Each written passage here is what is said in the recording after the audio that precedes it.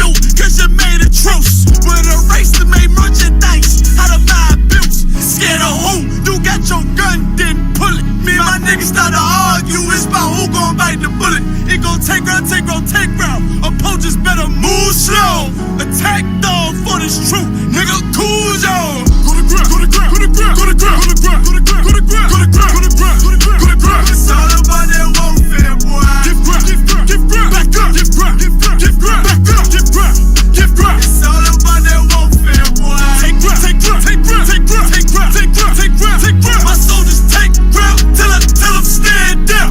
Take ground, take ground, take ground, take ground, take ground, take ground, take ground. My soldiers take ground till them stand down.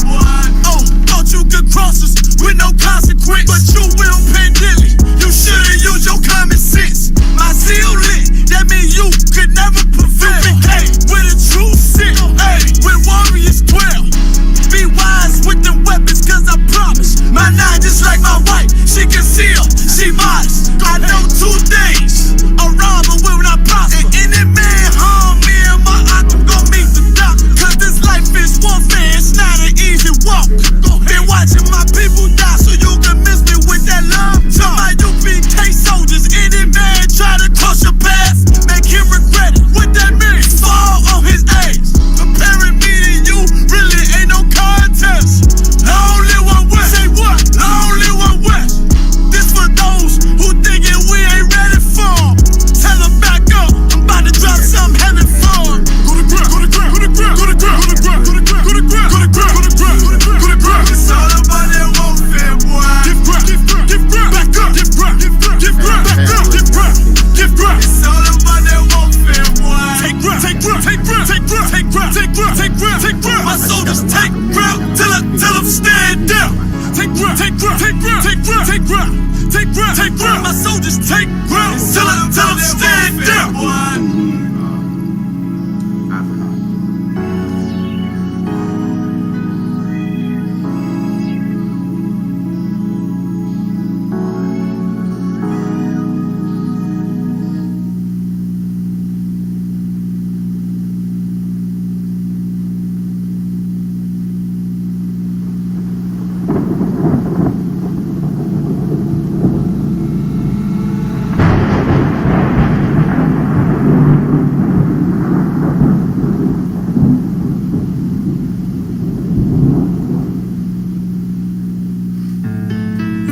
Till they bury me. I'm one west till they bury me. I'm one west till they bury me. I be one west to the death till they bury me. One west till they bury me. I'm one west till they bury me. I'm one west till they bury me. I be one west to the death till they bury me. I be one west to the death till they bury me. They ain't scaring me. Rip the soul out of Pharisee. Speaking heresy and get you fucked up apparently. It's like they daring me. I said chill, they ain't hearing me. They ain't listening. Every bar nitroglycerin. Hit your heart, bring it back to start, make you live again. Get them dividends or we start getting ignorant. I be on that soldier shit. I told you shit phenomenal. Nah, but he a domino. So what you suckers trying to do? Rhyming comical. Guess it's funny until I'm bombing you. Bring apocalypse to them pussy niggas that's popping shit. Team my all-stars, I coach them up like I'm Popovich. Fuck the politics and the lobbyists and apologists. They vagina, so we gon' check them like gynecologists. It's kinda obvious how the situation is ominous. The way I vomit this and regurgitate for the audience. They start applauding this cause the competition is fraudulent. From the era where niggas smoke you up like a parliament. The flow been stupid, shit has gotten retarded since. All the dominance of one west rising to prominence. Cause I be one west to the death till they bury me. I'm one west till they bury me. I be one west to the death till they bury me. I'm one west till they bury me. I be one west to the death till they bury me. I'm one west till they bury me. I be one west to the death till they bury me. I'm one west till they bury me. They want a nigga quiet, mute my maneuvers, but I ride like I got Groupon for Uber. Rhymes hard like they been viewed by Medusa. 9 milli Luger, 17 in the Ruger. Only need a few to sit up in your medulla. Obligata for the regatta, niggas wildin', they win every dollar. They riding by in black Impalas, let the semi holler. A showstopper,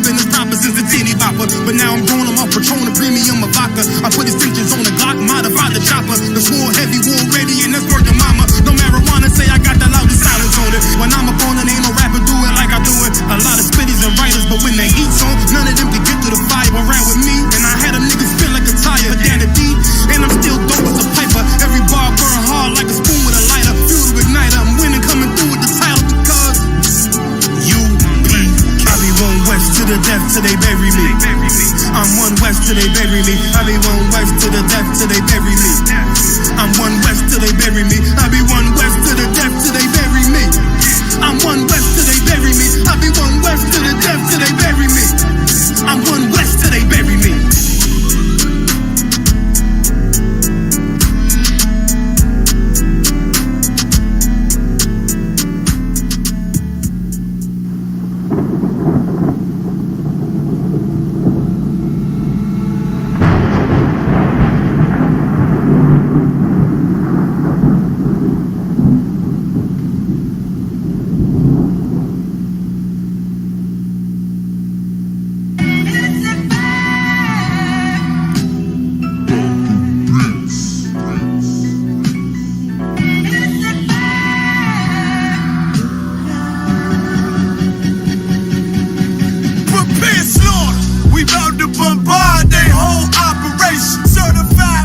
Prophesied is my occupation. This shit outrageous. They done made the truth docile. That's why we on the corner crying aloud, looking hostile. It's UPK style. Can't stop now.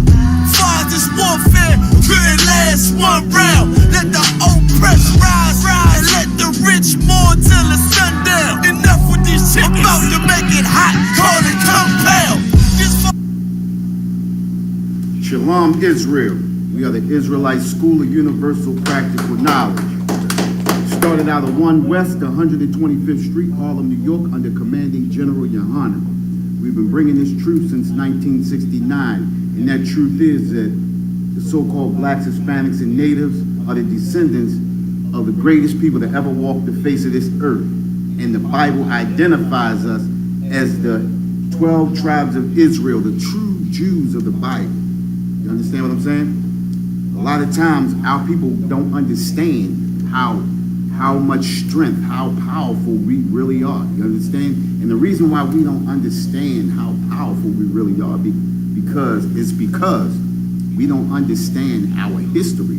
Well, this is the reason why we're here tonight, to get our people to see our history, to understand who we are, so that we can come back and walk in our true power. Our true power is the scriptures.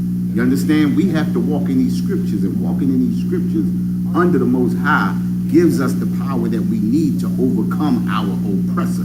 The only way that we are to overcome our oppressor is to come back to the law, statutes, and commandments. You understand what I'm saying? Tonight's topic is about independence. You understand? The brothers and sisters celebrated Independence Day yesterday. But independence from who? Who are we independent from? You understand? Who did we break away from that we are now independent? Somebody explain it to me. You understand? Because as I can see, we still getting brutally beat in the streets. We still getting murdered. You understand? We still killing ourselves, and as we delve, or as we keep ourselves in our oppressor's culture. You understand? We getting high. That's the oppressor's culture. You understand? We got high blood pressure. You know, we got all of these underlying diseases, everything that's destroying us. You understand? We own nothing in our own neighborhoods. You understand? Who are we independent from? You understand? We don't run anything in our own neighborhoods. We don't even run our own families. You understand? The government tells us what we can and what we cannot do with our own families. The government tells us when to celebrate our wives and when to celebrate our children, when to celebrate birthdays and Independence Days and Labor Days and Christmases, Thanksgivings and things like that. That's the oppressor's culture. That's his custom. And the reason why we are on the bottom the way that we are is because we want to follow the oppressor. We want to be our oppressor. We envy our oppressor.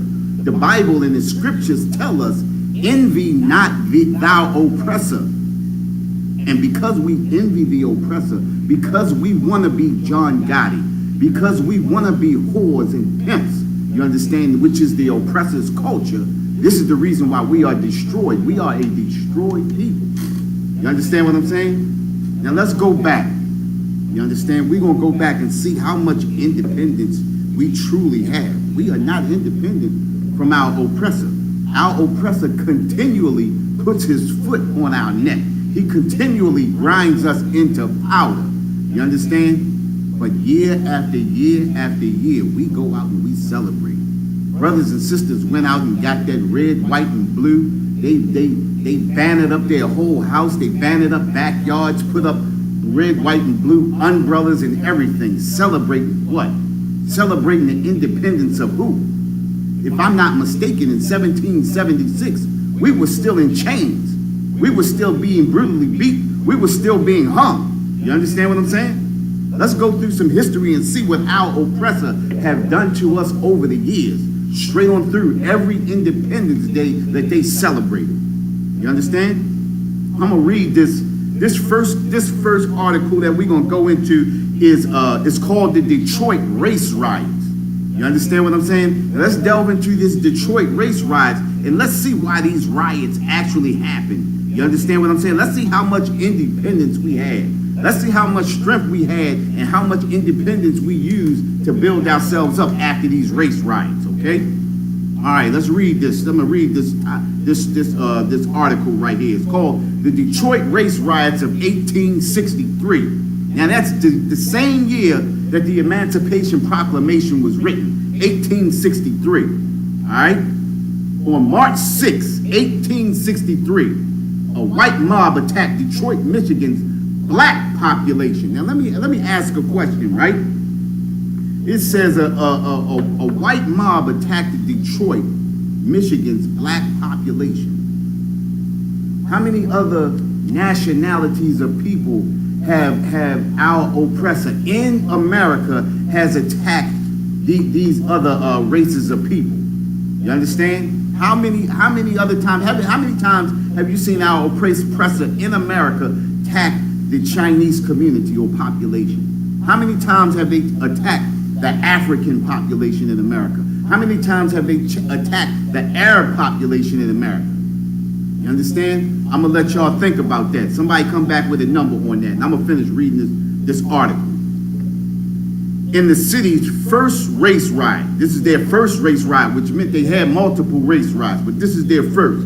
The event demonstrated racism among whites in North and the tension between races, which would lead to the deadly New York City, New York draft riots. And the draft riots was a different topic. The draft riots was a bunch of propaganda, but we're going to get into that later on. In July of 1863, as in other northern cities, many whites resented the government's military draft and the blacks, largely from the South, who arrived in town. The local Democratic newspaper, the Detroit Press, frequently ran articles accusing African Americans of causing various problems that mainly affected the city's working class whites.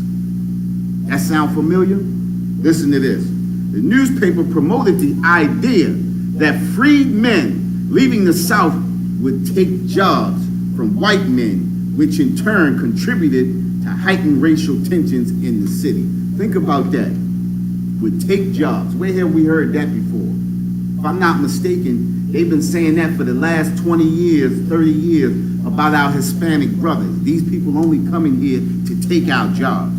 You understand? What jobs are they taking? You understand? We just a hated people. It's nobody here taking jobs. You understand? When they let me ask a question. When they took all of these Hispanics and they deported them out of the country, how many jobs was left that people flowed into? People flowed into no jobs. We're not taking jobs. They making up excuses just so they can do what they want to do. Why can they do what they want to do? Because we have no independence from them. Because we have no rights. When you have independence, you have rights. You understand what I'm saying? The police can't just come in and kill and destroy you when you have independence and you have rights. Let's get back into this article. Tensions in Detroit finally boiled over during the trial of William Faulkner, a mixed race of man accused of molesting two girls, one of whom was white. Even though Faulkner identified as a Spanish Indian and had previously voted at the time only white men could vote, The Free Press and other newspapers labeled him as a black man. As far as the white public was concerned, Faulkner was black and had raped a white girl. Listen, this is what our oppressor does to us. You understand? All because they want to destroy us. You understand? But because we fall into their customs and their culture, and we think we are included in everything that they do, they make up laws. You understand? They make up stories. They make up lies just so they can do what they want to do to us. You understand? They don't, listen, all of these laws, think about the laws that they just went, 7 white men went into a room a couple of months ago, signed a law into petition, signed a law, a voting act law or voting rights law, whatever they did, and then came out and it was law. And what did the government do? Oh, the government said we strapped. They couldn't do anything. We don't have any rights. You understand? This happens to no other people but us. You understand what I'm saying? All right, I'm gonna skip down. Because I'm gonna get to the important part of this, right? Listen to this right here. Infuriated, hold up, I gotta go back. Okay. When Faulkner was escorted from the courtroom after the first day of his trial, a large crowd of whites harassed through stones and all of that. The next day, even larger crowd was out there and they began to attack him. But the agitated crowd was still attacked, and they would as they transported him back to jail. The Detroit Province Guard, charged with his protection, fired blanks at them, hitting somebody, killing a white man. Okay. This infuriated the mob, set out to attack the city's prominent black neighborhoods. Now, this is a case of one white man supposed to did something to a little white girl. You understand what I'm saying? I'm gonna go through this again. It says they moved in on a cooper shop, but were fought off by 5 men working inside, one of whom had a shotgun. Instead, the mob set a fire to the shop and attached home. Although all the occupants escaped the building, they were immediately attacked by the white mob, and one man, Joshua Boyd, died of his injuries. In total, the mob burned at least 30 buildings, caused thousands of dollars in damages, and injured many African Americans in the street. Notice it said no white people were injured by any black people. You understand what I'm saying? By the time the local troops suppressed the riots, at least 200 black residents were newly homeless, with some fleeing across the river to Canada. No one was ever held criminally responsible for the deaths of Langer or Boyd. Several years after the riots, Faulkner's accusers recanted their stories, and they were lying. You understand what I'm saying? And he was released from prison, although Michigan legislators recommend compensating residents for property damages from the riot. The city council refused to do so. There's your government, there's your city council, there's your independence.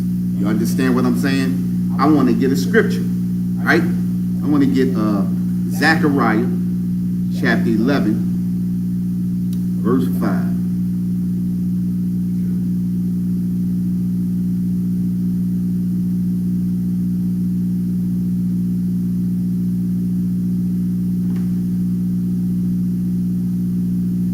Book of Zechariah, chapter 11 and verse 5.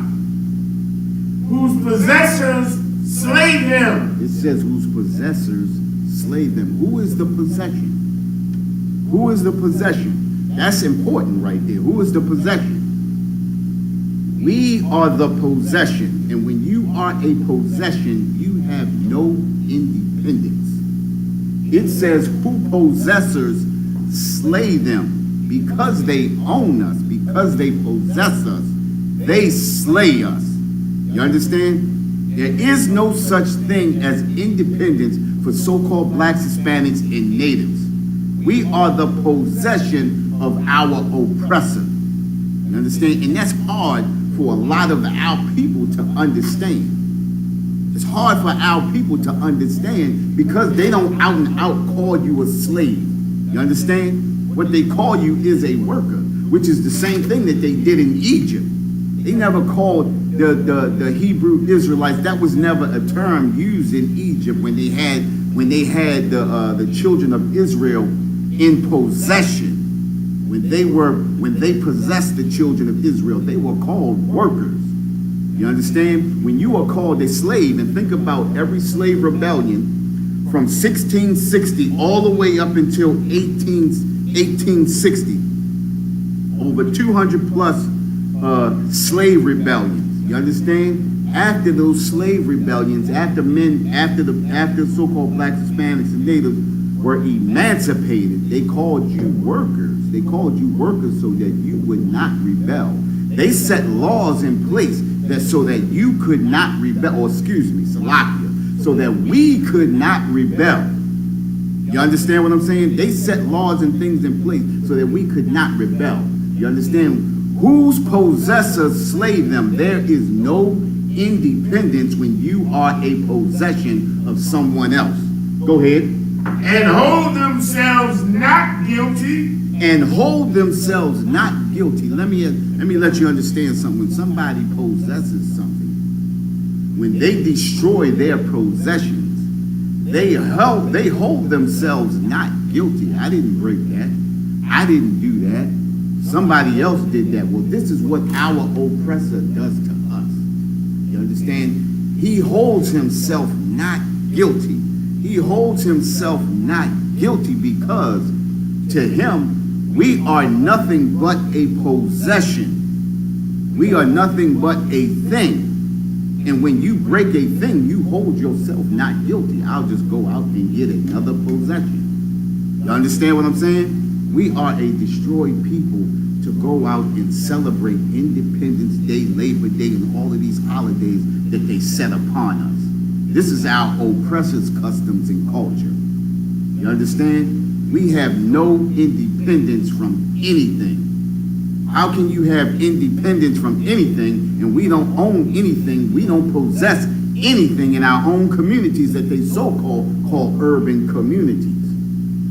You understand? That word urban needs to be redefined. You understand? Urban needs to mean Korean, Chinese, African, Arab, and every other nation but us. You understand? That word urban needs to be redefined. Until we can possess things in our own neighborhoods, that word needs to be redefined. But the only way that word can live up to its supposedly meaning is if we come back to these laws, statutes, and commandments. We come back to these scriptures. We do what the Most High tells us to do. Go ahead. And they that sell them say, blessed be the Most High. Listen, it says, and they that sell them. Let me ask a question. If someone sells you, what are you? If someone sells you, are you not a possession? If someone sells you, are you not independent from them? Or are you dependent on them? We are dependent on them, which makes us a possession of theirs, which means we are not independent. Anytime you depend on anything or anyone, you are not independent. Independent means you are on your own, you can take care of your own, you can do for your own, and you don't need anything from anybody else or any other nation. History proves that we are not independent from our oppressor. You understand what I'm saying? History proves we are not independent from our oppressor. Listen, I'm gonna go over that last paragraph again. It says, no one was ever held criminally responsible for the deaths of Langer or Boyd. Several years after the riots, Faulkner's accusers recanted their stories. Listen, this is what happens to us time after time after time after time. Go ahead, read.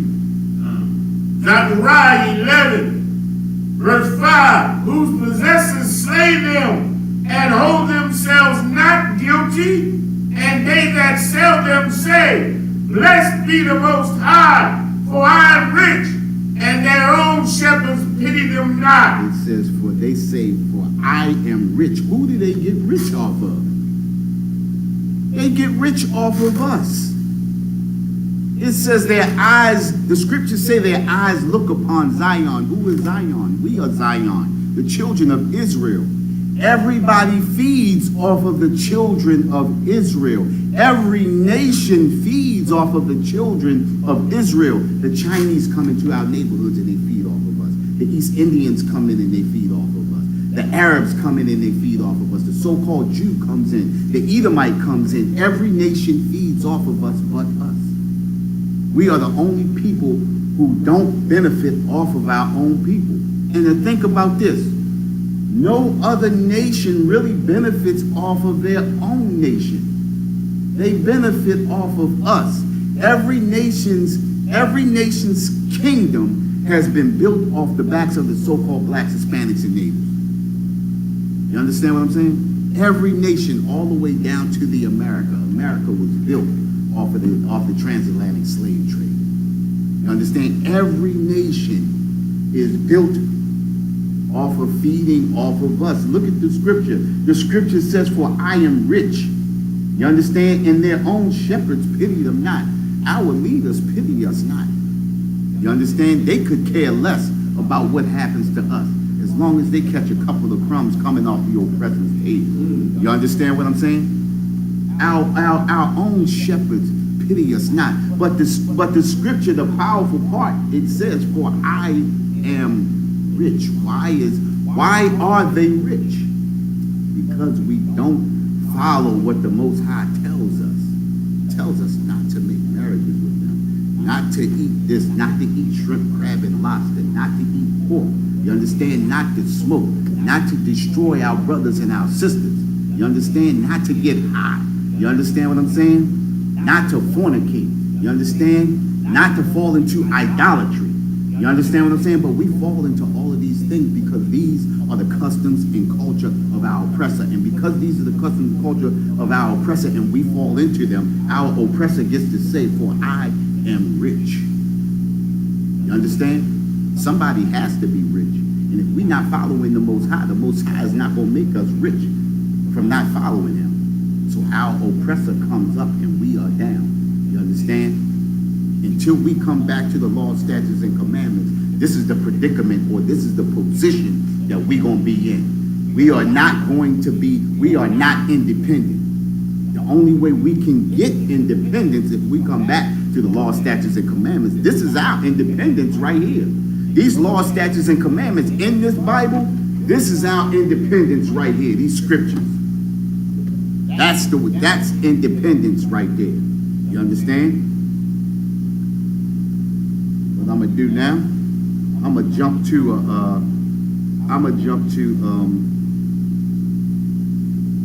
did I do Ephesians 2 and 2? Let's go to Ephesians chapter 2, verse 2.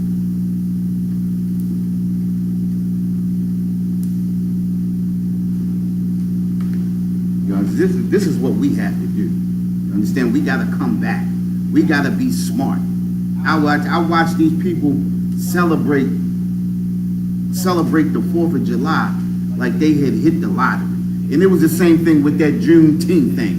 You understand what I'm saying? Everybody out in the streets celebrating like they hit the lottery. You understand? When they owe way more than that. You understand? They owe us the world. You understand? And the world is going to be ours. Like, I ain't gonna say that. I was going to say like the Scarface, the world is ours. It's going to be ours though. You understand? The The world is going to be ours, but only until we fall out of the customs and cultures of our oppressor. You understand? Let me get that. What's that? The book of Ephesians, chapter 2, verse 2. Wherein in time past ye walked according to the course of this world. Hey, listen, it says, wherein in times past we walked in the course of this world. And this is what happened. This is what's happening right now. We walking in the course of this world. You understand? We walking in the customs and culture of our oppressor. You understand? This is the reason why we number one in heart disease, high blood pressure, cholesterol, fibroids and thyroid. This is the reason why our women are getting the most breast cancers and things like that. Number one in abortions, over 350,000 abortions a year. Can you believe that? 350,000 abortions a year. That's not our custom. That's not our culture. You read in the scriptures. When you read in the scriptures in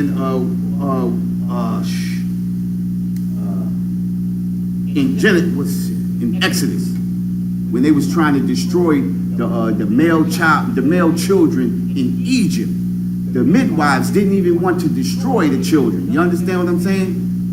That was not a part of our customs and cultures, and they found a way around it. But today, it's like second nature to us.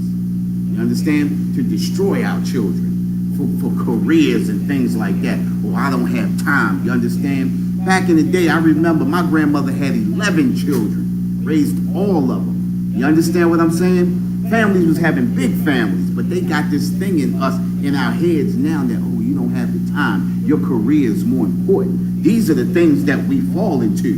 You understand what I'm saying? Because just like it says right here in the scriptures, where in time past ye walked according to the course of this world. When you walk according to the course of this world, this is what destroys us. This is what constantly drags us down. Go ahead.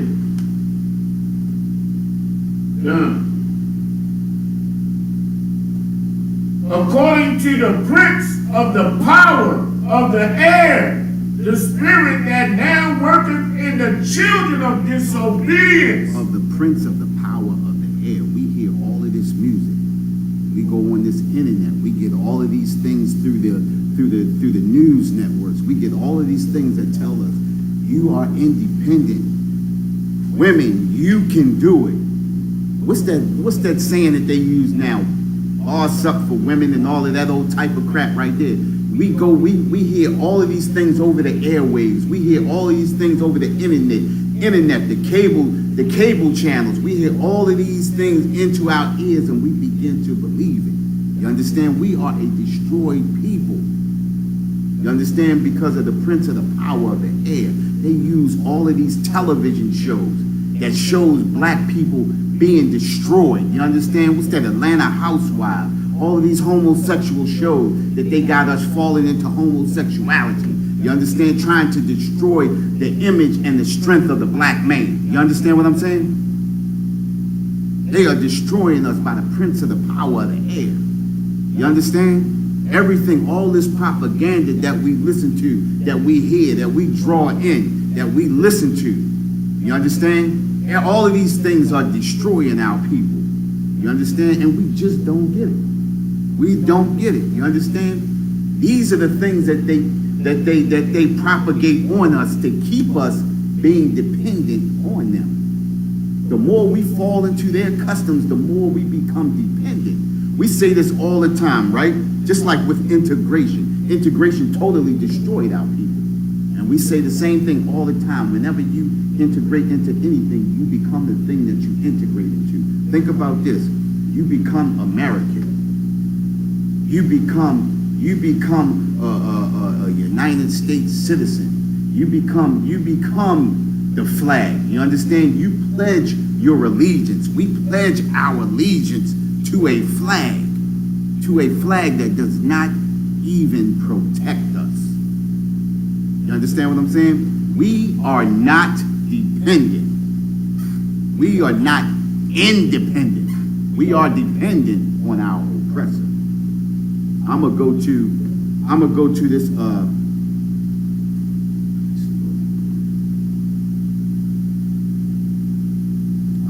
to the second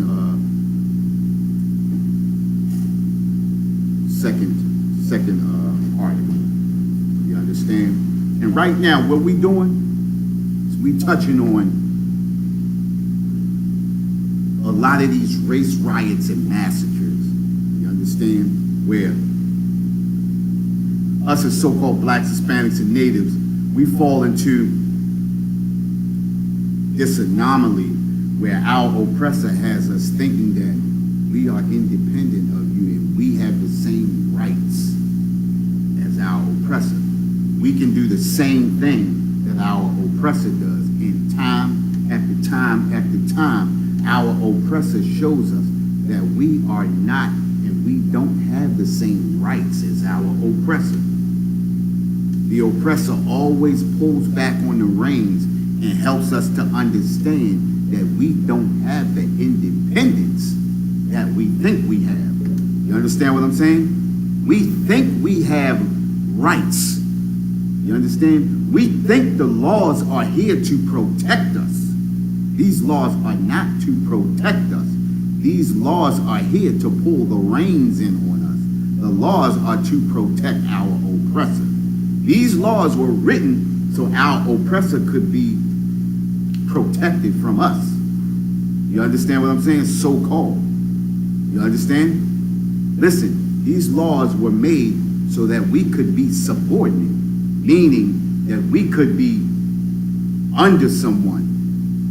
You understand? The laws were made for us to be subordinate. You understand? I'm going to the Bodo massacre.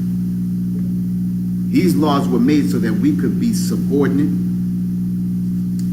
non-competitive, and a non-compensated workforce.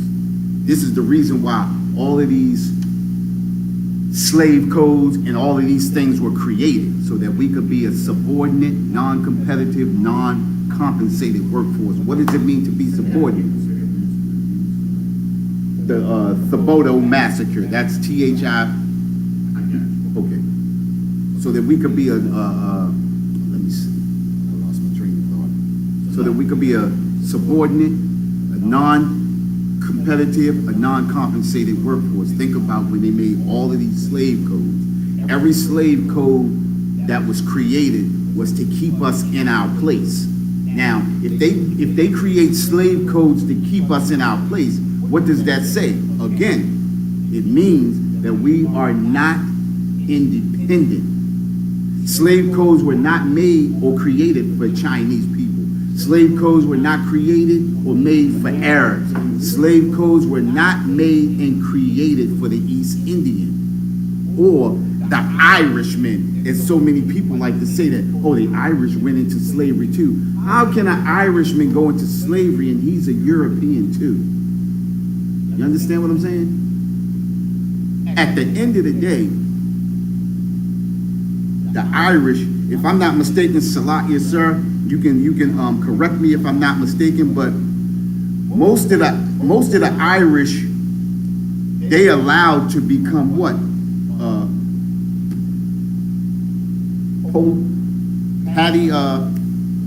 Patty rollers, and then they rolled over and became police officers. You understand what I'm saying? So how could someone who was a slave, a patty roller, becoming a police, be a slave? You understand? Even brothers today that became police, they don't have the same rights as their European counterparts. You understand? That blue code, that blue law, that thing that they have does not cover so-called African American police. Think about this now. The detective Sean Suter that was murdered a few years ago, right? When a white police officer gets killed, they shut down blocks and neighborhoods and everything like that and roll his body through. But when Sean Suter was brutally murdered, you understand? Did anybody hear about his funeral? Did anybody see any neighborhoods, any blocks shut down to have his funeral come through? Why didn't he? Because he is not independent.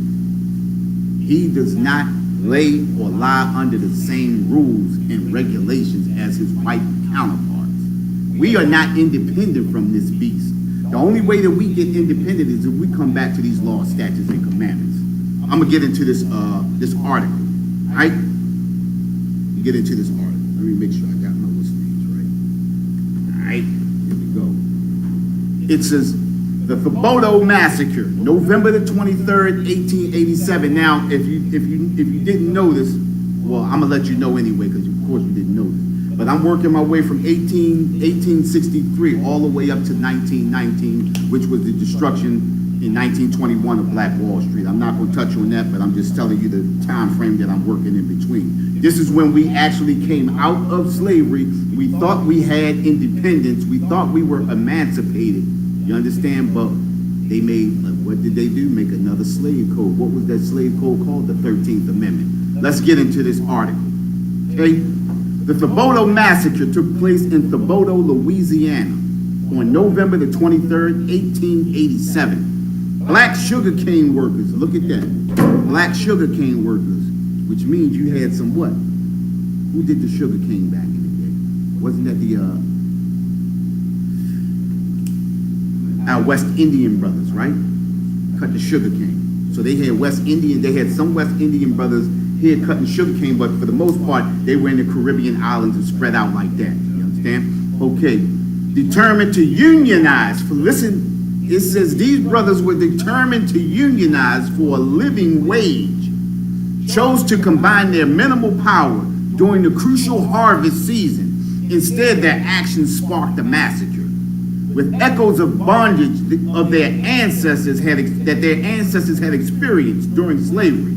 The cane workers protested harsh working conditions, long hours, and starvation wages. They were fed subsistence meals and paid as little as 42 cents a day with scrip, which could only be used at plantation stores. Listen, that's like working for free. Because think about it, even with the little 42 cents in scrip, or what scrip is like if they give you some kind of, remember how they used to have the old food stamps back in the day? Old food stamps back in the day, you could only use the food stamps at the supermarket. You couldn't go buy clothes. You couldn't go buy other things with it. You couldn't, remember, back in the day, you couldn't get hot food with it. You understand? You couldn't go to the sub shop and get all that stuff with it.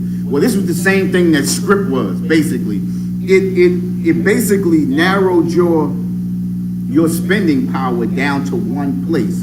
And where was that one place? That was a plantation store. So basically, you were working at the plantation, and then the money that you got when you got paid, you could only spend at the plantation store, which meant you was giving your money right back to your oppressor. You understand what I'm saying? So you were giving your money back to the oppressor. So basically, you working for free. You understand? Damn near working for free. 42 cents was not a living wage back then in 1887. You understand? That's poverty. You understand? All right, it says the Knights of Labor, one of the few labor unions to organize blacks, encouraged the sugar cutters to demand better treatment and $1.25 a day in cash. Oh boy, you have something that our oppressor really does not want to give. Now listen, our oppressor doesn't even want to give us a stimulus check that they owe us. You understand what I'm saying? We asking for $2,000. I see they got a petition going around that's gotten up to 13 million signatures for $2,000 a month from the oppressor. Do you really believe the oppressor wants to give you any other kind of extra compensation that's going to help you survive? Hell no. You understand? The Knights had tried unsuccessfully to organize the workers in 1874, a few years before, in 1880 and in 1883. But had been blocked all 3 times. Of course, this is what the oppressor does. You understand? But the cutters thought the results might be different in 1887 when the Knights urged them to wait until the rolling season was almost underway to propose making a stand. So what they was trying to do was they was trying to catch them in a chokehold. If we wait until harvest time is about to start and they really need us to get those crops in, we can hold out, get more money, get better wages, and get better living arrangements in that way. You understand what I'm saying? Let's read.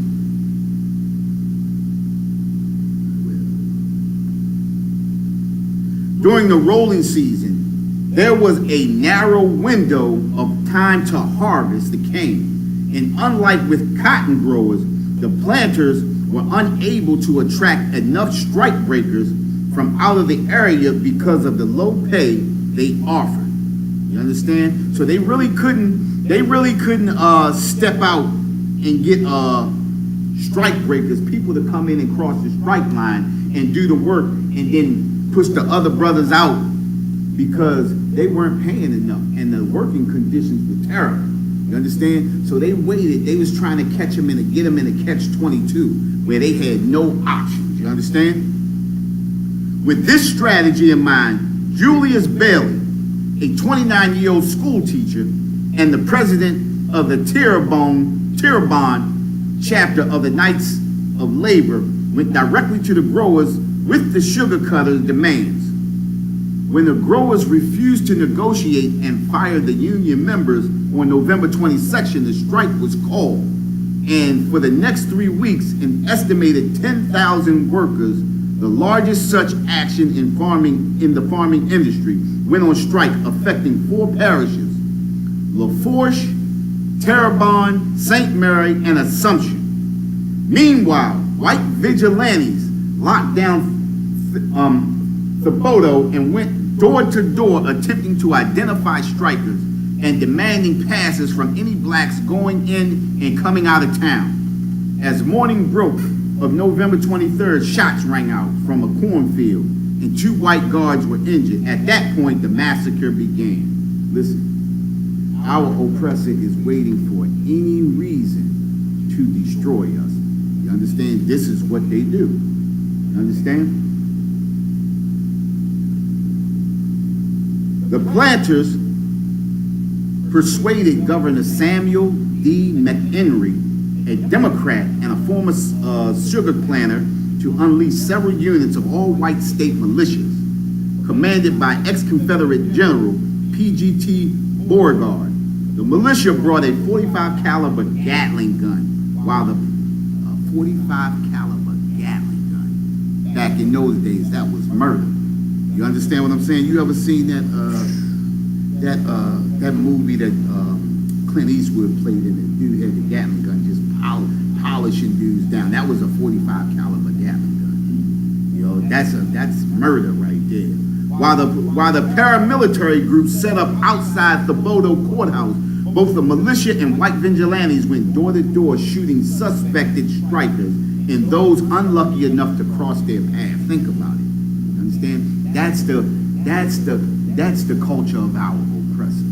You understand? He has no love in his heart for us. It says, the indiscriminate killing left approximately 60 people dead. The bodies of many of the strikers were dumped in unmarked graves, which is what they do to us today. You understand? Dumping bodies in unmarked graves. This is the reason why all those unmarked graves are popping up now. You understand? It says what the scriptures say, the earth shall, give up whatever. I know it's to give up the history or something like that. I'm paraphrasing. But the earth gonna let you know what's really going on. You understand? All of the archaeology and things like that is bound to pop up.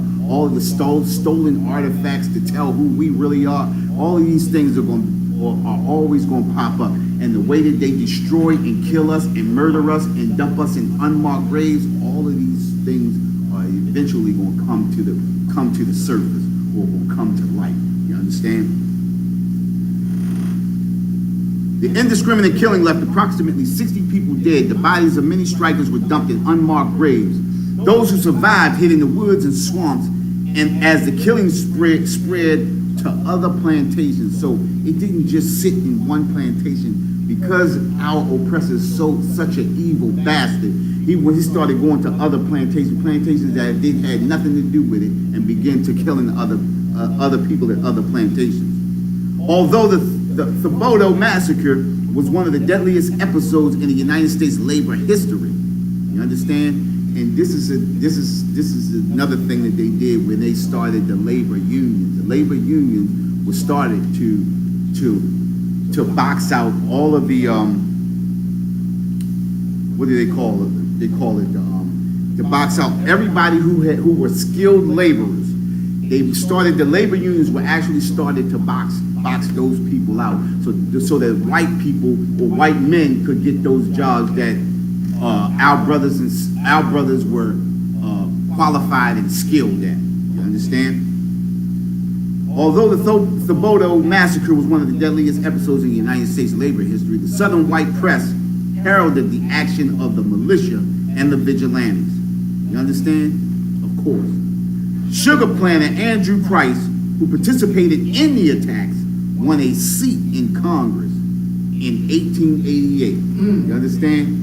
Just like your so-called President Trump. You understand? He destroyed the lives of black people all through the 80s and 90s and won the presidency. You understand? Of the United States. This is what they do. This is part of their culture. The part of their culture is to keep you dependent, or to keep us dependent. You understand? We are so dependent on them, they can do basically what they want. Because we don't understand who we are, and we don't understand the power that we operate in. You understand? And things are becoming clearer and clearer, more and more every day. You understand? If you didn't understand that the white man was the devil when Donald Trump was the president, I don't know what to say. You understand? Statues were erected in public areas named after many involved in the unlawful killings, while the workers, including women and children, went anonymous. Their murders marked only by their loved ones. You understand? The only memories they got of the women and children being murdered are in the minds of their loved ones.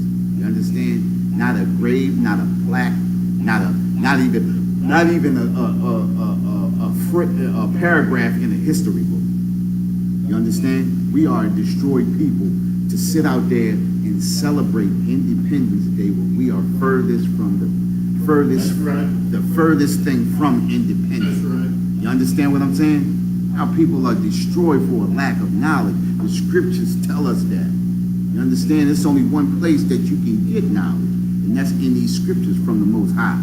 You understand? Get up in this truth. You understand? That's how you get that knowledge in this ISUPK, Israelite School of Universal Practical Knowledge. We got to get under the commanding general Yohana and learn who we really are. Learn our real history. You understand? We got to come back to these scriptures. You understand? Their murders marked only by their loved ones. Black farm workers wouldn't attempt to unionize in earnest again until the 1930s. They had beat our brothers and sisters down so bad that they wouldn't attempt to unionize. Hey, it's Dan Stokey. Now I want to thank one of my subscribers. You understand? Almost 50 years later. You understand? It took 50 years for our brothers and sisters to get up the heart to unionize again. You understand? We are a destroyed people. Let's get Deuteronomy chapter 28, verse 48.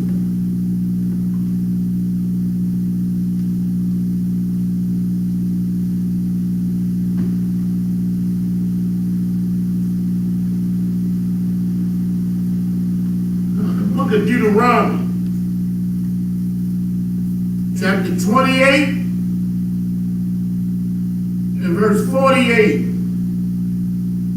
Therefore shalt thou serve thine enemies, which the Most High shall send against thee. It says, therefore shalt thou serve thine enemies, which the Lord, the Most High, shall send against thee. And that's what we're doing today.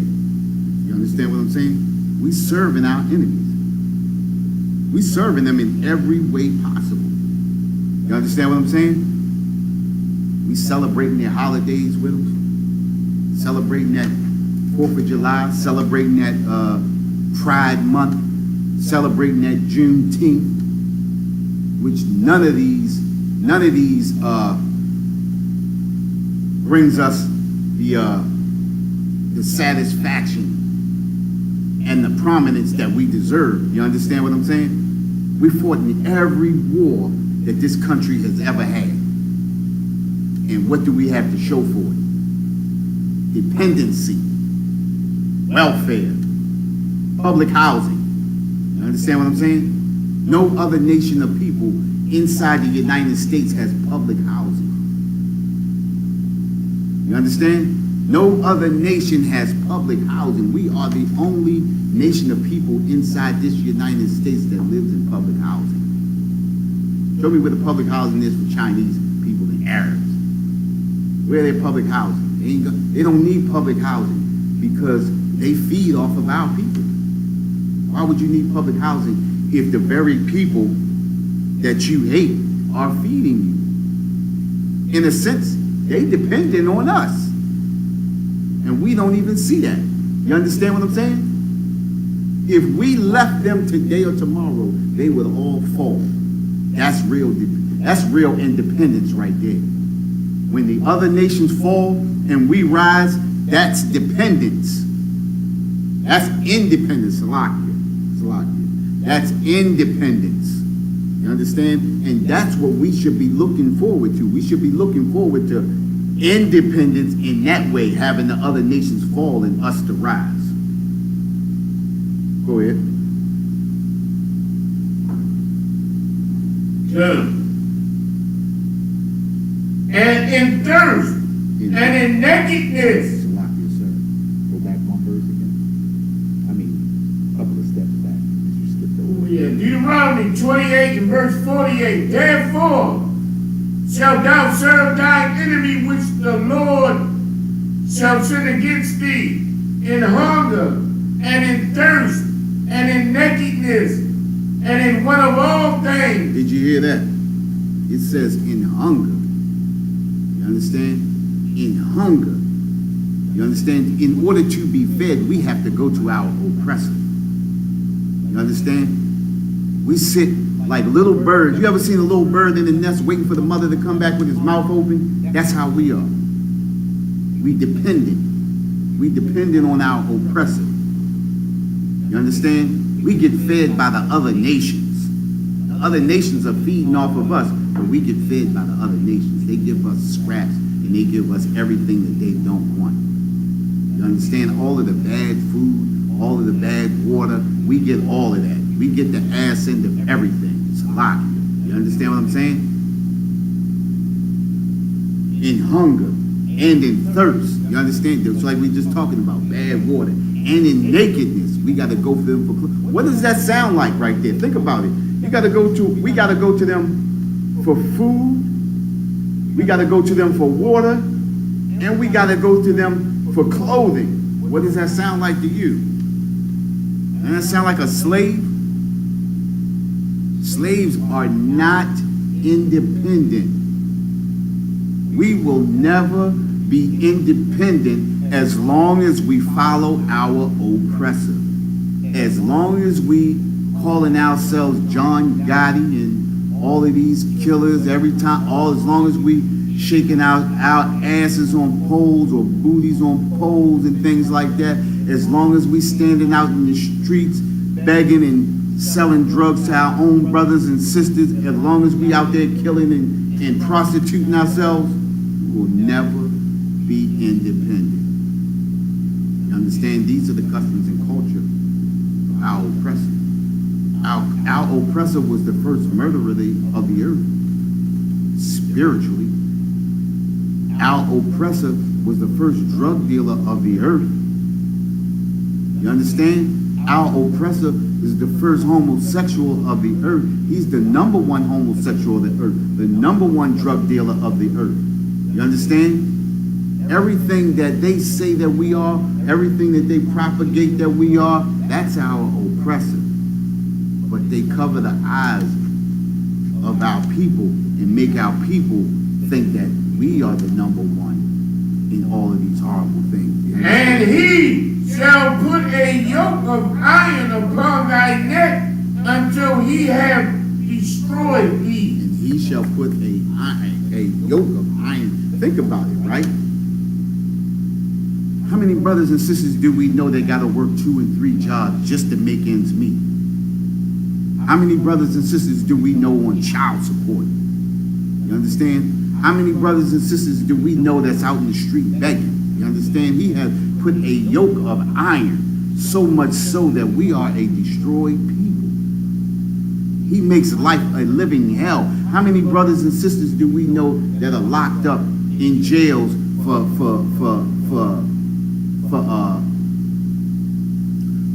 what do they call it? Fake charges. You understand what I'm saying? Our oppressor, his only job is to continually destroy us. He put that yoke of iron on our neck, and he controls everything that we do. You understand? Until we are destroyed. And we are destroyed. Our people are destroyed. When you can go out and celebrate Independence Day and you were never free and we are not independent, we are destroyed. You can go out and celebrate Labor Day, Christmas, Thanksgiving, Memorial Day. You understand? We fought in every war. You understand? Every war. You would think that would get us independence, but hell no. Not to our oppressor. You understand? Go ahead.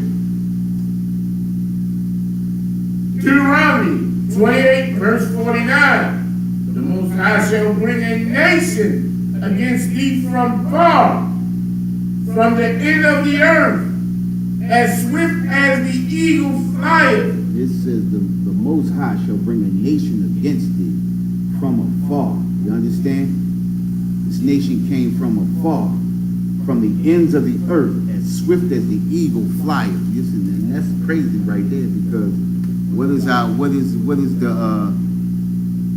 national symbol for America? It's the eagle. What is that national symbol? I believe, if I'm not mistaken, for Germany they got the 3-headed eagle. For the UK they got an eagle too. All of the European nations have an eagle as their symbol. You understand? That's not by happenstance either. You understand? Because all of these people, regardless of where they are the same people. They just move into the lands of the people, destroy the people, and they take the culture of that people and change it. You understand what I'm saying? Go ahead. A nation whose tongue thou shalt not understand. It says a nation whose tongue thou shall not understand. You understand? They beat us into speaking the languages that we speak. The Spaniards beat our brown brothers and sisters down in Central and South America into speaking that Spanish and all of that language that they speak. You understand? Who was that in the Caribbean islands? Was that the British in the Caribbean islands? Beat our brothers and sisters into speaking their language. You understand what I'm saying? We got beat into speaking the languages that we spoke. If I'm not mistaken,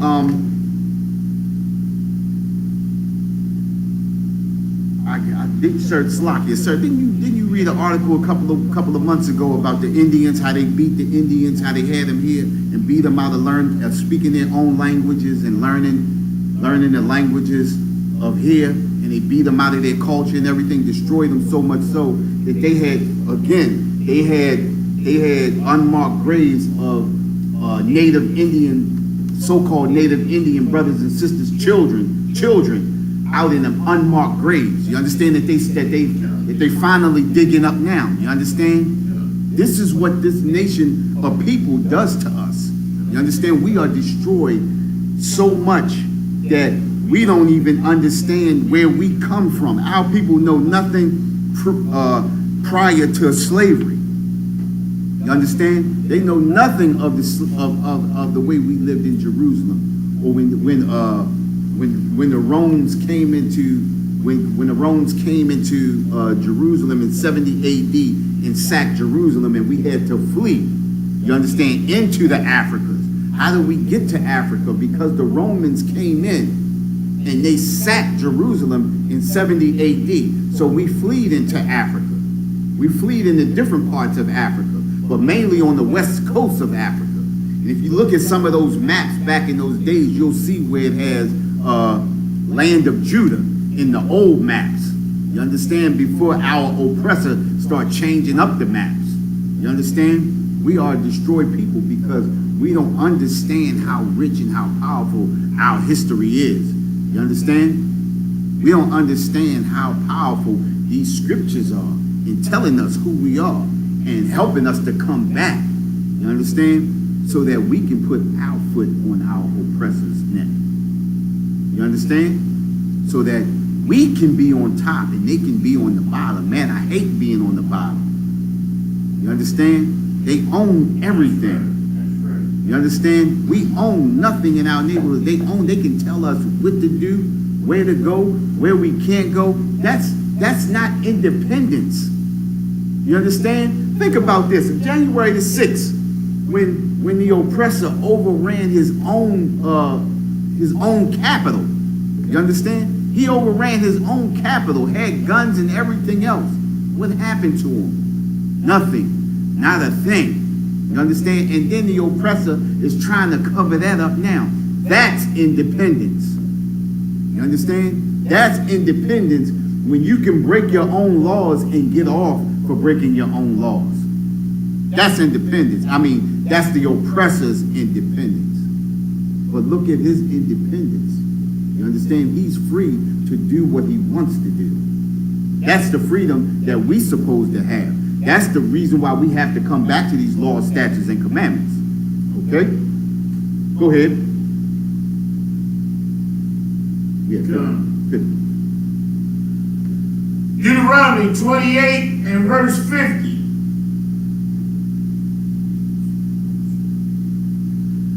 A nation of fierce countenance, which shall not regard the person of the old, nor shall favor to the young. You hear that? It says a nation of fierce countenance. This is a nation of people with fierce countenance. They don't care who they destroy. The young, the old, the babies, even the babies in the womb. Did you see that? They showed a clip some months ago of a police officer tasing a black sister that was pregnant in her stomach, and she lost the baby. You understand what I'm saying? They show no favor to the young or the old, or the ones who are not even here yet. They can kill a baby in a womb and still get off.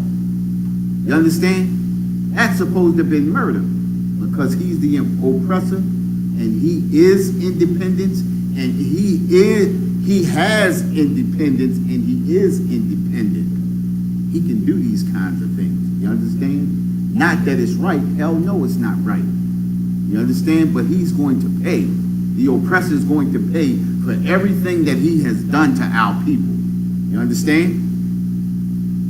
It says a fierce countenance which shall not regard persons of the old nor show favor to the young. This is the reason why he tased her.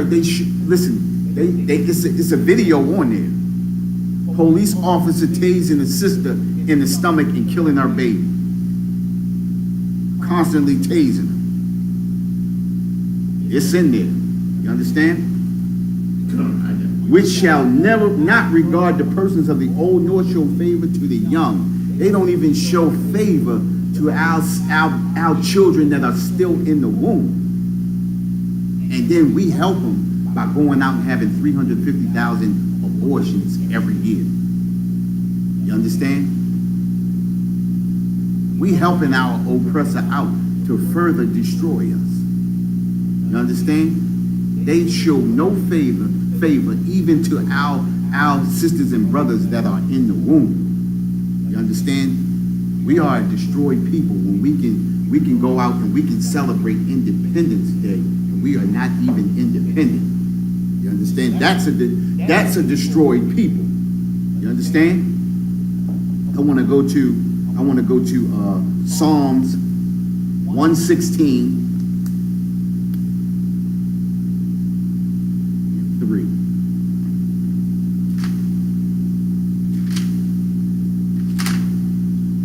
The book of Psalms, chapter 116 and verse 3. The sorrows of death compassed me. It says the sorrows of death compassed. Listen, the sorrows of death has surrounded us. We are surrounded by death all day, every day. Our people are destroyed. You understand? Death surrounds us all day, every day. Whether it be our young dying, whether it be our old dying, from police in the streets, from other brothers and sisters who don't know who we are and are following our oppressor, following the ways of our oppressor. You understand? Whether it's our brothers and sisters just dying in the streets because of malnutrition, you understand? Sadness, you know, the lack of importance, you understand? Death surrounds us. I mean, listen, read that again. It says, go ahead. The sorrows of death compassed me, and the pains of hell got held upon me. I found trouble and sorrow. It says the sorrows of death compassed me, surrounded by it, and the pains of hell get hold upon us. Listen, we are in a living hell. Hell's grip is on us every day. You understand? We don't know if we're gonna live or die. We walk out the door with the fear of being murdered as we walking out our door. No other nation of people have that fear. You understand? The sorrows of death compassed me, and the pains of hell get hold upon us. Hell has a hold upon us. This life that we are living is a living hell. Hell is a condition on earth. In every aspect of our lives is a living hell. And the reason why every aspect of our lives is a living hell is because we don't follow the Most High. Because we refuse to come back to these scriptures. Because we refuse to listen to our Father. And every time you refuse to listen to our Father, eventually the Father gonna let you go off and do your own thing and let you find out the hard way. And this is what's happening to us today. We just finding out the hard way. You understand? I found trouble and sorrow. That's all we got. We got troubles and sorrow. You understand? I want to hit this next paragraph, right? I mean this next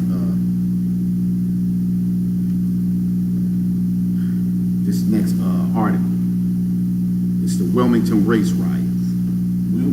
Wilmington race riots of 1898. Got that? All right. Listen, check this out. A politically motivated attack by whites against the city's leading African American citizens. Listen, our brothers and sisters think because they are prominent, because they make so much money, or they make all kinds of buku money, they think that it puts them in a different light from the oppressor, in the oppressor's eyes. But the oppressor could care less whether you are a rich Negro or whether you are a poor Negro. At the end of the day, you're a Negro.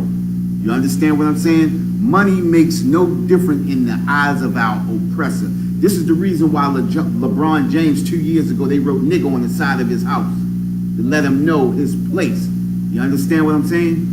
At the end of the day, you's $1 million nigga. You either gonna be a broke nigga or $1 million nigga. You understand what I'm saying?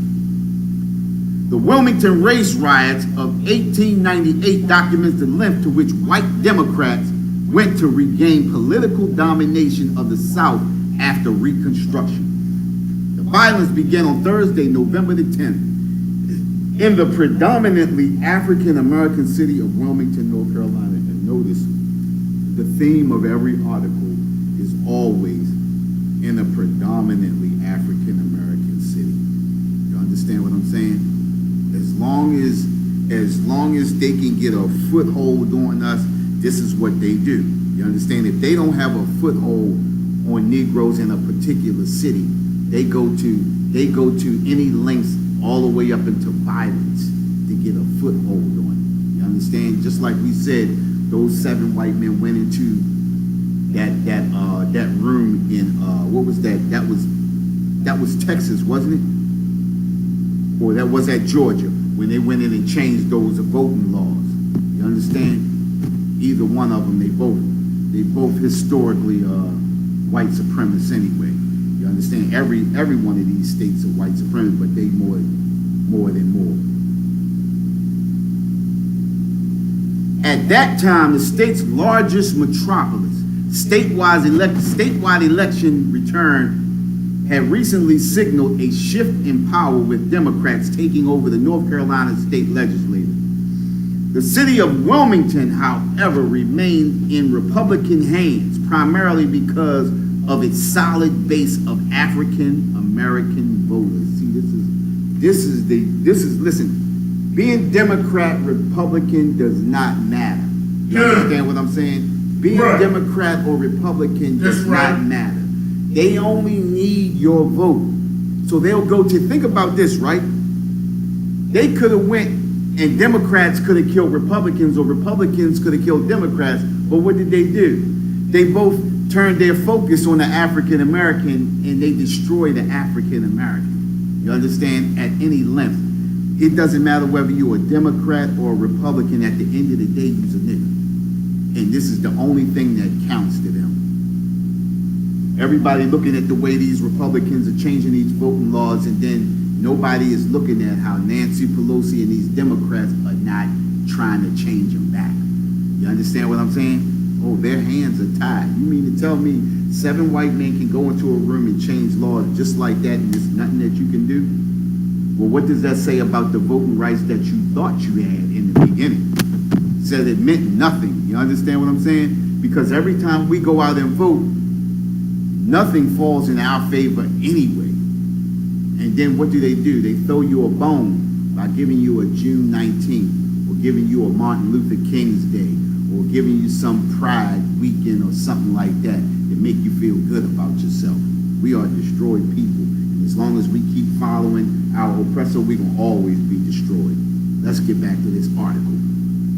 The city of Wilmington, however, remained in Republican hands because of solid African American voters. On November the 10th, Alfred Moore Waddle, a former Confederate officer and white supremacist, led a group of townsmen to force the ouster of Wilmington city official. Waddle relied on an editorial printed in the African American owned Wilmington Daily Record as the catalyst for the riot.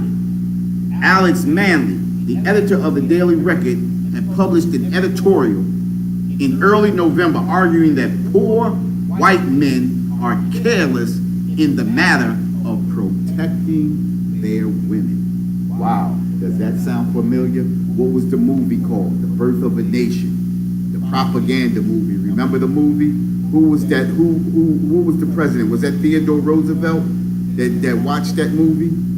That watched that movie, and that's the movie that spurred on the Ku Klux Klan. Well, this was a propaganda move that they used right here, making white men feel helpless in protecting their own white women. It spurred on the same thing happened to, this is almost like the same thing that happened to Emmett Till, right? And what's the other young brother they had to sit on the telephone books to electrocute him? Stymie, what's his name? Something Stymie.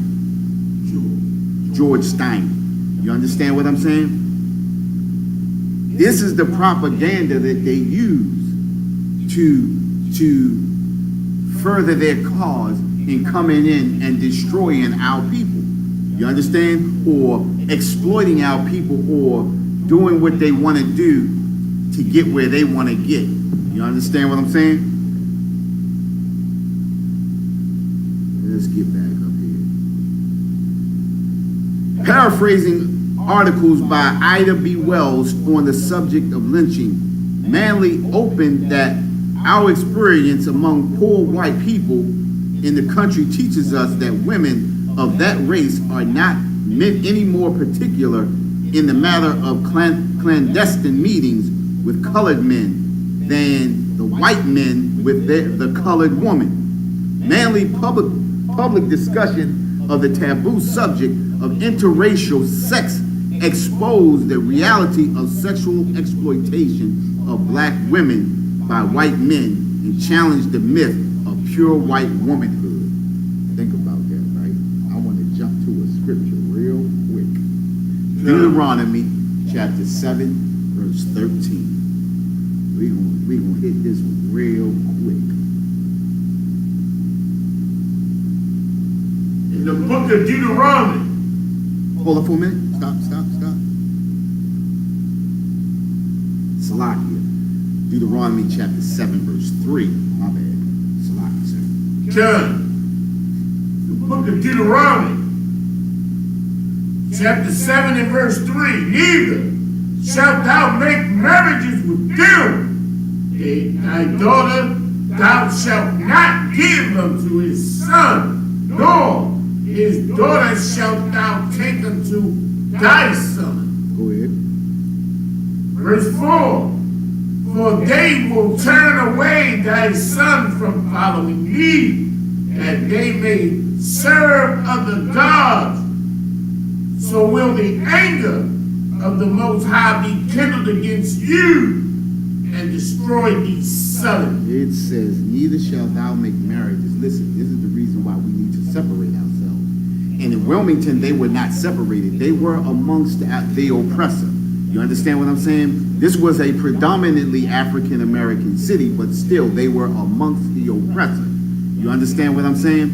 And the oppressor made it so much so that he wanted to take power back. And in taking power back, he had to use the propaganda of them taking our women, you understand, and using our women. You understand? We got to stand up and we got to be men. You understand what I'm saying? This was the propaganda that they used to rally the troops. You understand? To make this a white state, basically. You understand? And because we wanted to be amongst our oppressor, because we wanted to just get along, you understand? Can we all just get along? These are the things that happen. They use by any means when they feel like they are being overrun or overcome in any kind of way. These are the things that they use to come in and to destroy us. This is the reason why the Most High says, do not make marriages with them. When it says do not make marriage, do not make covenants, do not make marriages, do not make deals. This is the problem with our people.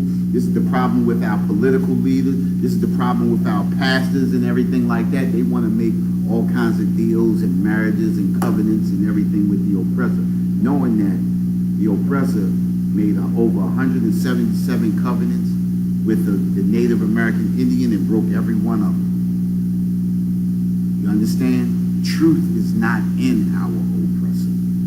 You understand? The things that we see in our own, or we feel like it's supposed to be in our oppressor, is not in him. You understand?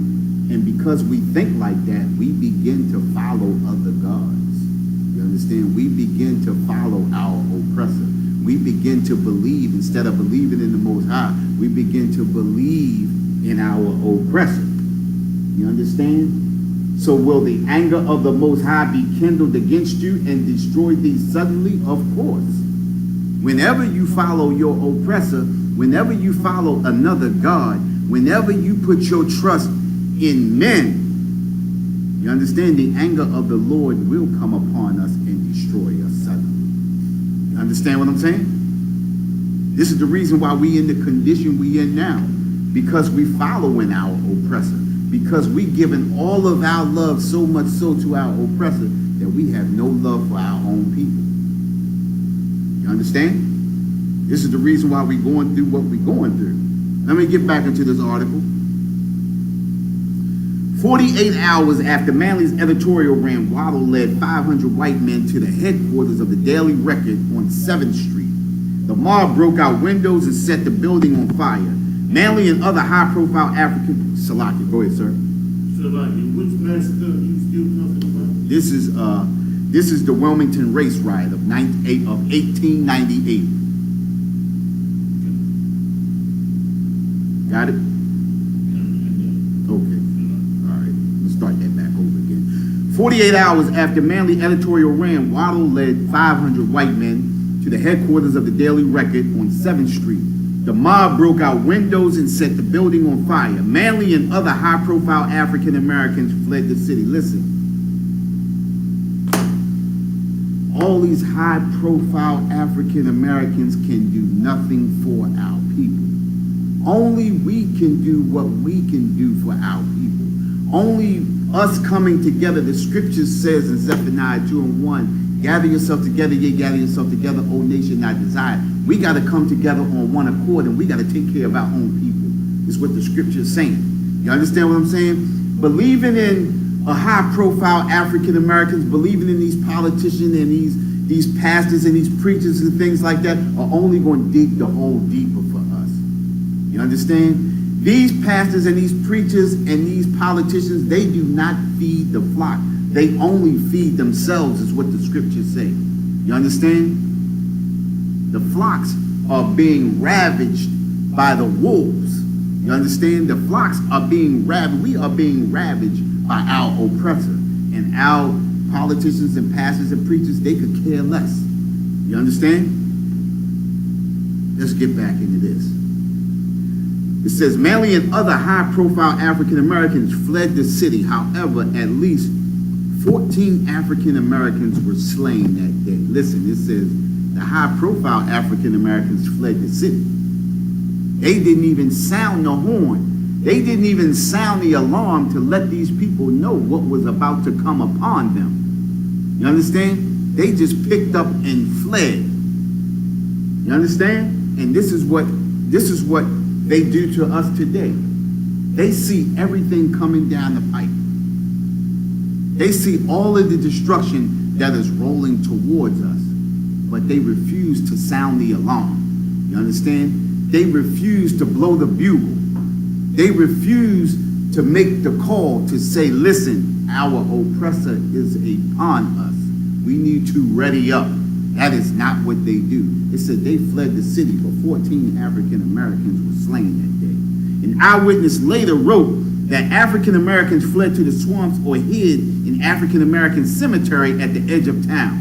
When the criminal behavior resulted in neither federal sanctions nor condemnation from the state, Waddle and his men formalized their control of Wilmington. The posse forced the Republican members of the city council and the mayor to resign, and Waddle assumed the mayoral seat.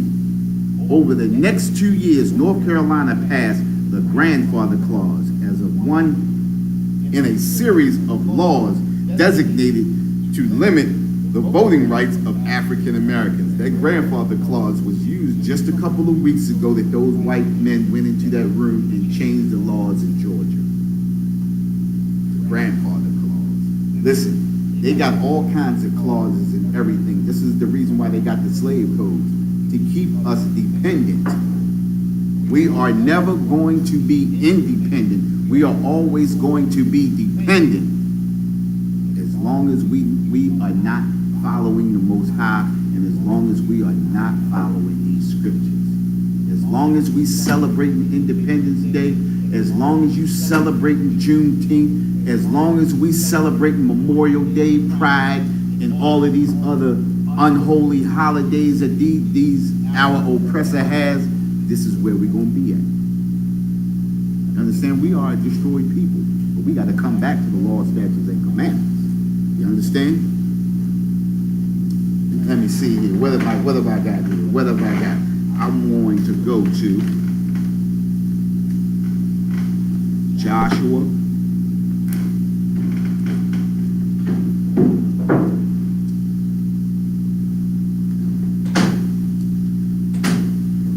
Chapter 23.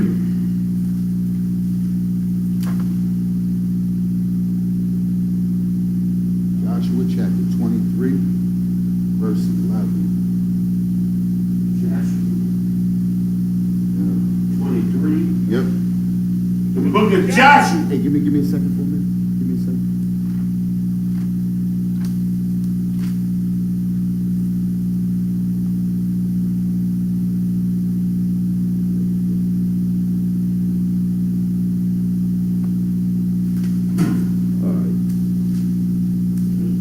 Go ahead. Salaki, sir. The book of Joshua, chapter 23 and verse 11. Take good heed, therefore, unto yourselves that ye love the Most High your power. Hey, this says take heed. You understand? That you love the Most High your power. Go ahead. Else if ye do in any wish go back and cleave unto the remnant of these nations, even these that remain among you, and shall make marriages with them, and go in unto them, and they to you. Go ahead. Know for a certainty that the Most High your power will no more drive out any of these nations from before you. Right there. There you go, right there. That's the point right there, right? As long as we following these people, as long as we making marriages with them, as long as we including them in everything that we do that is only supposed to be for us, the Most High is not going to drive them out. You understand? We making a connection. You making an unholy connection, a connection that the Most High said do not do. You understand? The Most High said do not make marriages with them. Do not connect yourself with them. You understand? Stay away from them. It's okay to do business with them, but as far as marriages and covenants and things with them like that, do not make marriages and things with them. You understand? When you begin to make marriages with them, I got to step away. You understand? That's what the Most High said. You understand? He said he will no more drive out any of these nations from before you. Go ahead. But they shall be snares and traps unto you. It says, but they will be snares and traps. What do they do to us all day long? You understand? Set snares and traps. This is what they do. This is a part of their custom. This is a part of their culture. Their main goal is to set a snare and a trap. Think about that. I'm going to go into something basic, typical, right? Even in buying a house, right? They buy a house and they put an interest rate on you so high that they know you're going to get bound up and you're going to fall into a snare and a trap. And they eventually going to get the house back and then they're going to sell it again. In the housing market, when the housing market crashed in 2008, that's what that came from. That came from faulty housing loans that were given to 78% of African Americans. If I'm not mistaken, I could be wrong, but I know most of the loans were given to African Americans. You're right. You understand? You're right. You're right. I remember back in the day when this was in 2002, 2001, and they were approving all kinds of loans and not loans, but credit card approvals was going all out to all kinds of African Americans, and I was one of them that had it. And they put an interest rate on me so heavy that they knew I was going to default on that loan and I was going to be paying interest. Before I even paid the card off, I paid so much interest on the card. You understand? But they knew, regardless of how my credit looked, they gave me that card knowing that they're going to get 3, 4, 5 times as much as the card was worth out of just interest off of the card. This is what they do. These are the traps and the snares that they set for us.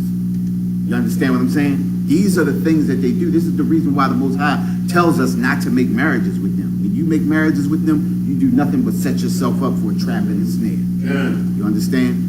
And this is the destruction of our people. This is the reason why we on the bottom. This is the reason why we fall into all of the when we sit back and we look like, damn, how did that happen? You understand? Why is this happening to me? The reason why these things are happening to us because we refuse to listen to our Father. We too busy listening to our oppressor. Go ahead. But they shall be snares and traps unto you, and scourges in your sides, and thorns in your eyes, until ye perish from off this good land which the Most High your power have given you. You see that? Listen. That's powerful right there. You understand? It's going to be scourges and scourges. Listen, you know the scourge. A scourge is just you being beaten, tortured to death. We get beaten, tortured to death all day long. You understand? By our oppressor, by all of the things that we fall into. You understand? Listen, it says traps unto you and scourges in your side. You understand? You ever heard that saying that he a thorn in my side? You understand? He's a pain in the buttocks. You understand what I'm saying? This is what the oppressor has set us up with. You understand? Because we want to follow our oppressor and because we don't follow the Most High. You understand? And thorns in your eyes. You understand? We can't even see our way out of a wet paper bag. You understand? We're being destroyed from the inside out. You understand? And we can't see because we continually do the same things over and over and over again, expecting a different result. The same thing. Verse 14. Go ahead. The book of Joshua 23 and verse 14. And behold, this day I am going the way of all the earth, and ye know in all your heart and in all your souls that not one thing have failed of all the good things which the Most High your power speak concerning you. It says in all your hearts and all your souls that not one thing hath failed of all the good things with, listen, everything that the Most High tells us has never failed that is good. You understand? Everything that he has waiting for us, you understand, has never, go ahead. All are come to pass unto you, and not one thing have failed thereof. Everything has come to us that go ahead, say that again. Done. It says that not one thing have failed of all the good things which the Most High your power speak concerning you.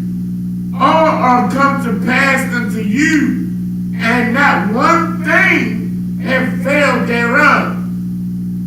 Therefore it shall come to pass that as all good things are come upon you, which the Most High your power promised you, so shall the Most High bring unto you all evil things, until he have destroyed you from all these good lands which the Most High your power have given you. Hey, listen, check this out, right? That's almost like, that scripture is basically, that's Deuteronomy 28 all over again. If we follow the law, statutes, and commandments, only good things will be upon us. We have already seen it in the scriptures. You understand? When we follow what the Most High tells us, all good things fall upon us. When we are disobedient and we don't follow the Most High, that's when all of these destructions, all of these snares and these traps fall upon us. You understand? Go ahead. Carnal concept. All of these things fall upon us. You understand? We got to learn to be obedient.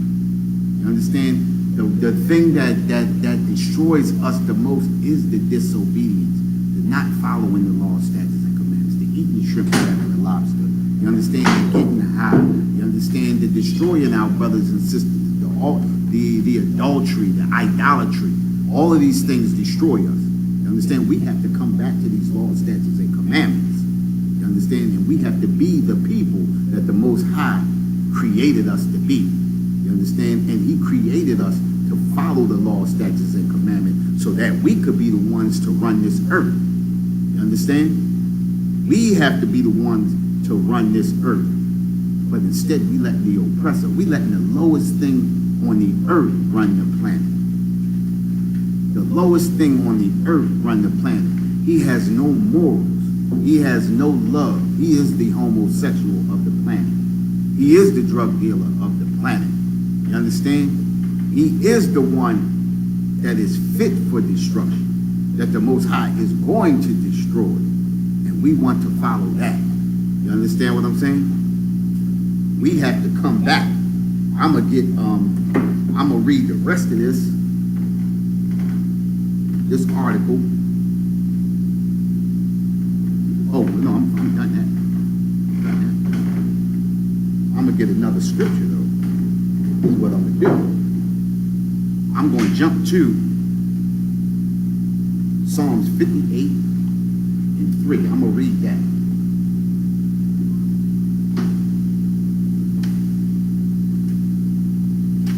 I'm going to read Psalms 58:3. And we got to come back. This is the reason why we got to come back to these laws, statutes, and commandments. So we can understand what the Most High wants us for. He wants us to run this earth.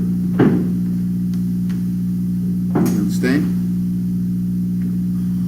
Salakia, sir. Sir.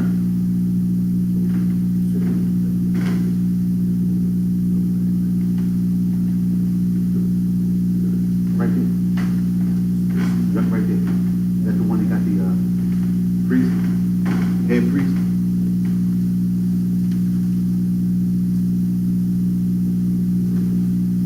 Listen.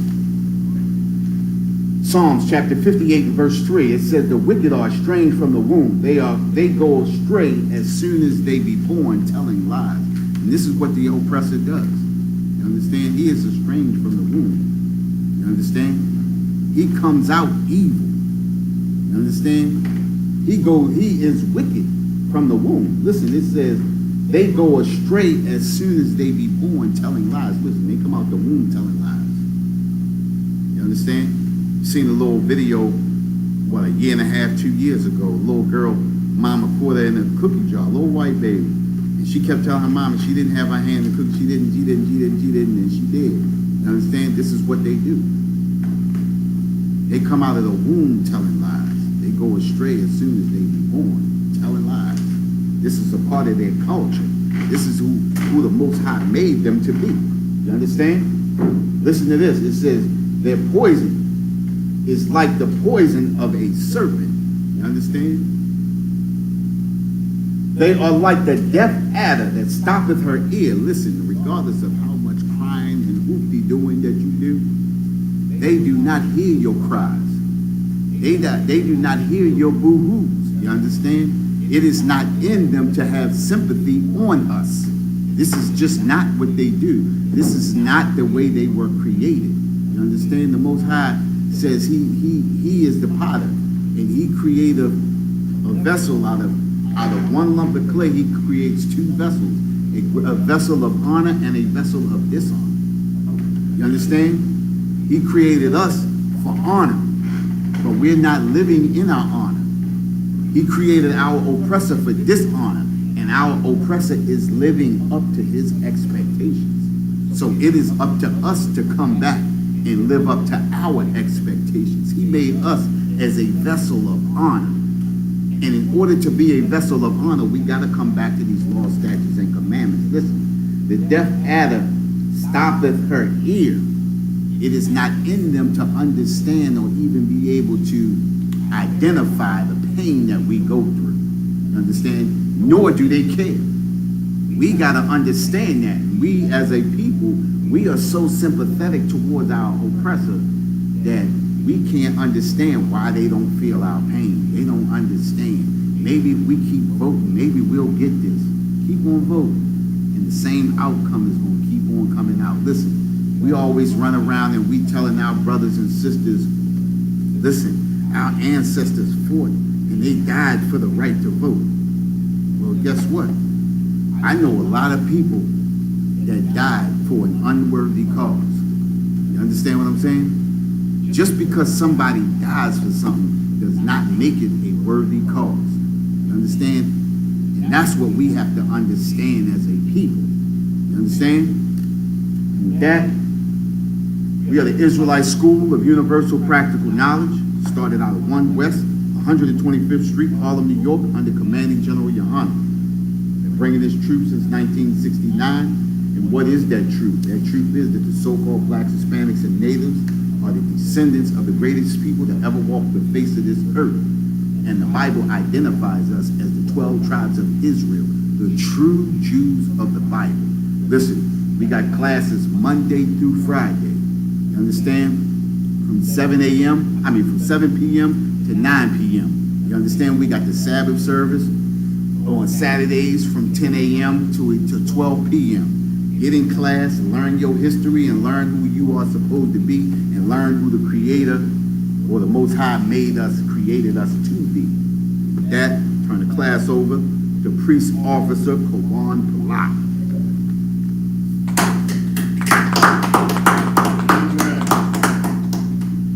Security announcements. We are the Isupkbmore out of 1 West, 125th Street, Harlem, New York, under Commanding General Hunter.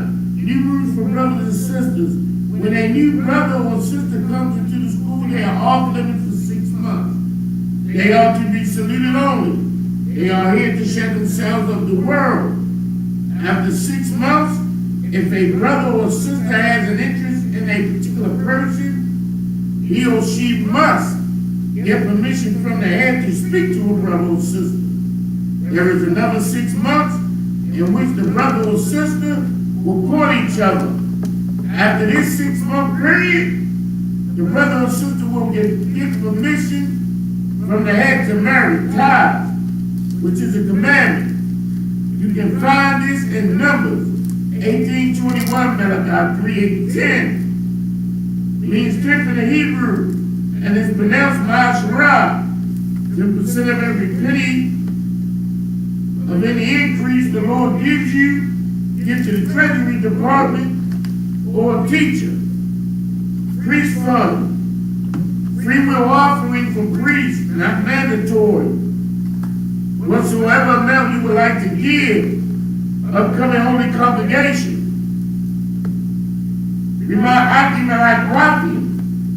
You check on social media such as Isupkbmore.com, Facebook, Twitter, YouTube, and so on for Isupkbmore events and material.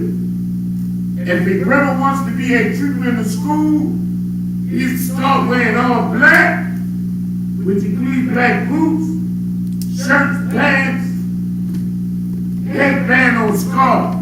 One courtesy salute for the teacher and of Israel. Imagine Shabbat, imagine Barak.